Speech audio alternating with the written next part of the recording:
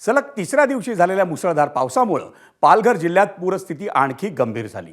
पालघर जिल्ह्यात अनेक भाग जलमय झाले, पण वसई ते डहाणू दरम्यान पश्चिम रेल्वेची लोकल सेवा पुन्हा बंद झाल्यानं पालघरचा मुंबईशी असलेला संपर्क तुटला।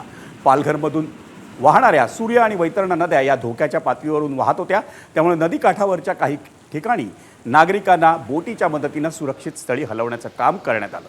त्याच पार्श्वभूमीवर राज्याचे आपत्ती व्यवस्थापन मंत्री गिरीश महाजन यांनी पालघरमध्ये धाव घेऊन अधिकाऱ्यांसोबत आढावा बैठक घेतली। त्यानंतर जिल्ह्यातील पूरग्रस्त भागांची त्यांनी पाहणीही केली। पालघरमध्ये महिन्याभराचा पाऊस अवघ्या 3 दिवसात झाला असल्याचं त्यांनी सांगितलं। तसंच आज किंवा उद्यापासून पावसाचा जोर कमी होण्याची शक्यता असल्याचंही महाजनांनी यावेळी नमूद केलं। पण पालघर जिल्हा प्रशासनाकडून उद्याही शाळा, अंगणवाड्या आणि महाविद्यालयांना सुट्टी जाहीर करण्यात आली आहे।